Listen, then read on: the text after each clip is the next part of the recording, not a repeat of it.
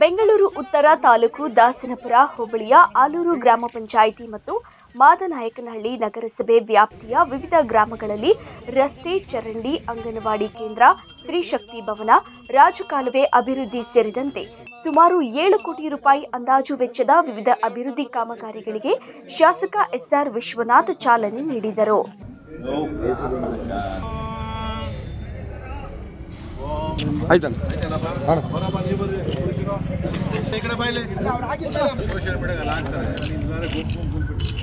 ಆಲೂರು ಗ್ರಾಮ ಪಂಚಾಯಿತಿ ವ್ಯಾಪ್ತಿಯ ಆಲೂರು ಗ್ರಾಮದಲ್ಲಿ ರಸ್ತೆ, ಚರಂಡಿ ಮತ್ತು ಸ್ತ್ರೀ ಶಕ್ತಿ ಭವನ ನಿರ್ಮಾಣ ಕಾಮಗಾರಿ, ಕುದುರೆಗೆರೆ ಕಾಲೋನಿ, ಅಂಚೆಪಾಳ್ಯ, ಚಿಕ್ಕಬಿದರುಕಲ್ಲು ಮತ್ತು ತಮ್ಮೇನಹಳ್ಳಿ ಪಾಳ್ಯ ಗ್ರಾಮಗಳಲ್ಲಿ ರಸ್ತೆ, ಚರಂಡಿ ಕಾಮಗಾರಿ, ತೋಟದಗುಡ್ಡದಹಳ್ಳಿ ಗ್ರಾಮದಲ್ಲಿ ರಾಜಕಾಲುವೆ ಅಭಿವೃದ್ಧಿ ಕಾಮಗಾರಿ ಸೇರಿ ವಿವಿಧ ಅಭಿವೃದ್ಧಿ ಕಾಮಗಾರಿಗಳಿಗೆ ಚಾಲನೆ ನೀಡಿದರು.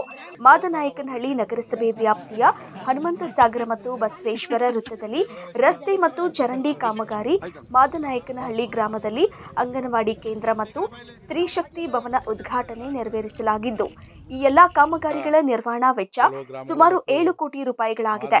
ಸರ್ಕಾರದ ಅನುದಾನದ ಕೊರತೆಯ ನಡುವೆಯೂ ಕ್ಷೇತ್ರದಲ್ಲಿ ಅಭಿವೃದ್ಧಿ ಕುಂಠಿತವಾಗಬಾರದು ಎಂಬ ಮನೋಅಭಿಲಾಷೆಯೊಂದಿಗೆ ಪರಿಶ್ರಮ ಪಟ್ಟು ಅಭಿವೃದ್ಧಿ ಕಾಮಗಾರಿಗಳಿಗೆ ಚಾಲನೆ ನೀಡಲಾಯಿತು. ಕಾಮಗಾರಿ ನಿರ್ವಹಣೆಯಲ್ಲಿ ಅಧಿಕಾರಿಗಳು ಮತ್ತು ಗುತ್ತಿಗೆದಾರರು ಗುಣಮಟ್ಟ ಕಾಯ್ದುಕೊಳ್ಳುವುದರ ಜೊತೆಗೆ ಶೀಘ್ರದಲ್ಲೇ ಕಾಮಗಾರಿ ಪೂರ್ಣಗೊಳಿಸಬೇಕು ಎಂದು ಸೂಚನೆ ನೀಡಿದರು. ಇನ್ನು ಕೂಡ 106 ಕೋಟಿ ರೂಪಾಯಿ ಅನುದಾನ ನಿರೀಕ್ಷೆ ಮಾಡ್ತಾ ಇದ್ದೀವಿ.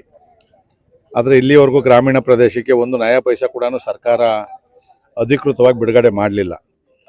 ಮೊನ್ನೆ ಮೊನ್ನೆ ಅಸೆಂಬ್ಲಿಯಲ್ಲಿ ನಡೆದಾಗ ಕೂಡ ನಾವೆಲ್ಲ ವಿರೋಧ ಪಕ್ಷದವ್ರು ಹೋರಾಟವನ್ನು ಮಾಡಿದ್ವಿ. ಅವರಿಗೆ ಕಾಂಗ್ರೆಸ್ ಅವರಿಗೆ ಎಲ್ಲ ತಲಾ 50 ಕೋಟಿ ರೂಪಾಯಿ ಕೊಟ್ಟವ್ರೆ. ಇನ್ನು ಆದರೆ ನಮಗೆ ಎಷ್ಟು ಕೊಡ್ತೀವಿ ಅಂತೇಳಿ ಇನ್ನೂ ಕೂಡ ನಿಗದಿ ಮಾಡಿಲ್ಲ. ಬಟ್ ನಮಗೆ 25 ಕೋಟಿ ಅವೆಲ್ಲ ಕೊಟ್ಟರೆ ಒಂದು ಊರಿಗೂ ಆಗೋದಿಲ್ಲ ನನಗೆಲ್ಲ ಕೂಡ.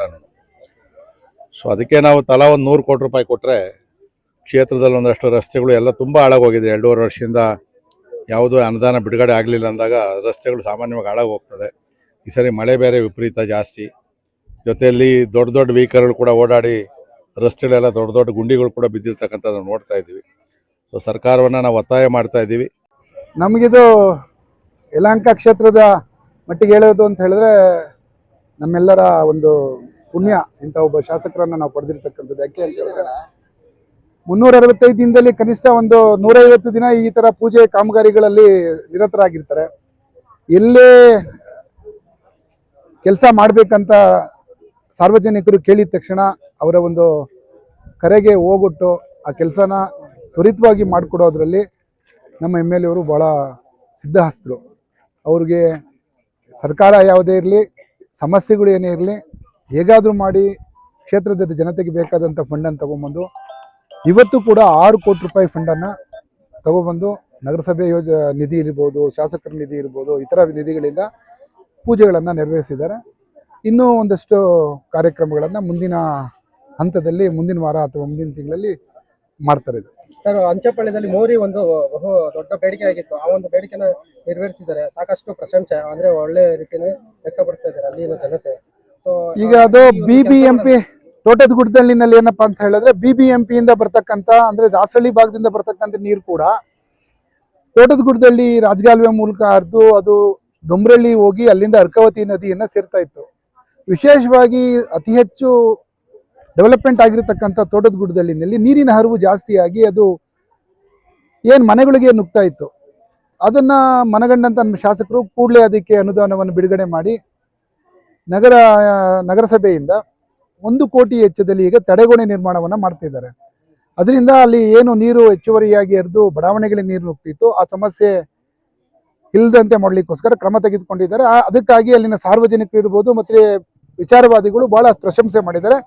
ಆ ರೀತಿ ಯಾವುದೇ ಕೆಲಸ ಮಾಡ್ತಕ್ಕಂಥ ಶಾಸಕರಿಗಾಗಲಿ ರಾಜಕಾರಣಿಗಳಿಗಾಗಲಿ ಜನಗಳ ಸ್ಪಂದನೆ ಸಿಕ್ಕಿದ್ರೆ ಮತ್ತಷ್ಟು ಕೆಲಸ ಮಾಡಲಿಕ್ಕೆ ಇನ್ನಷ್ಟು ಅವರ ಅಭಿಪ್ರಾಯವನ್ನ ಅವರು ವ್ಯಕ್ತಪಡಿಸ್ತಾ ಇದ್ದಾರೆ. ಅದಕ್ಕೆ ಸಂತೋಷ. ಇನ್ನು ಈ ಸಂದರ್ಭದಲ್ಲಿ ಯಲಹಂಕ ಗ್ರಾಮಾಂತರ ಮಂಡಳ ಬಿಜೆಪಿ ಅಧ್ಯಕ್ಷ MG ರಾಮಮೂರ್ತಿ, ಪ್ರಧಾನ ಕಾರ್ಯದರ್ಶಿಗಳಾದ ಸೋಮಶೇಖರ್, ವಿಶ್ವನಾಥಪುರ ಮಂಜುನಾಥ್, ಮಾಜಿ ಜಿಲ್ಲಾ ಪಂಚಾಯಿತಿ ಸದಸ್ಯರಾದ ಕೊಳ್ಳಿಗಾನಹಳ್ಳಿ ವೆಂಕಟೇಶ್, ಡಾಕ್ಟರ್ ಉದ್ದಂಡಯ್ಯ, ಚೊಕ್ಕನಹಳ್ಳಿ ವೆಂಕಟೇಶ್, ರೈತ ಮೋರ್ಚಾ ಜಿಲ್ಲಾಧ್ಯಕ್ಷ GJ ಮೂರ್ತಿ, ಆಲೂರು ಗ್ರಾಮ ಪಂಚಾಯಿತಿ ಅಧ್ಯಕ್ಷೆ ಪುಷ್ಪಾ ಮಂಜುನಾಥ್, ಪದ್ಮಾವತಿ ಮಂಜುನಾಥ್, ಸವಿತಾ ಜಯರಾಮ್, ಕುದುರೆಗೆರೆ ಮಂಜುನಾಥ್, ತಮ್ಮೇನಹಳ್ಳಿ ಜಯರಾಮ್, ನಗರಸಭೆ ಪೌರಾಯುಕ್ತ ಮಂಜುನಾಥ್, ಇಂಜಿನಿಯರ್, ಕಾಂಟ್ರಾಕ್ಟರ್ ಸೇರಿದಂತೆ ಮತ್ತಿತರರು ಇದ್ದರು.